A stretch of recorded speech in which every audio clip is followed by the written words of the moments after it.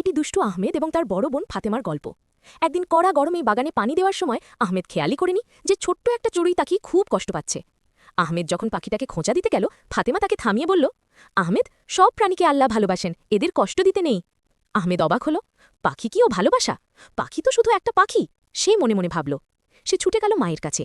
মা তাকে স্নেহ ভরে বললেন, তুমি জানো, আমাদের নবী সাল্লাল্লাহু আলাইহি ওয়াসাল্লাম বলেছেন, একটা তৃষ্ণার্ত প্রাণীকে একটু পানি দিলেই আল্লাহ জান্নাত দেন।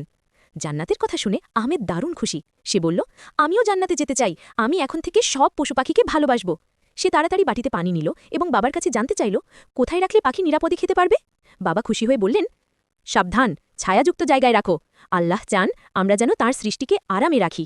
তারা দুজন মিলে বাটিটি রাখল। বাবা বললেন, মনে রাখবে, যারা আল্লাহর সৃষ্টিকে দয়া করে, আল্লাহ তাদের প্রতি দয়া করেন। অল্প সময়ের মধ্যেই চড়ুই পাখিটা এসে তৃপ্তি করে পানি খেল। ফাতেমা এসে বলল, আহমেদ, তুমি ওকে একটা বড় উপহার দিলে। এখন থেকে আহমেদ আর শুধু দুষ্টু নয়, সে হলো একজন দয়ালু বন্ধু। কারণ পশু পাখিকে দয়া করাই তো আল্লাহর ইবাদত।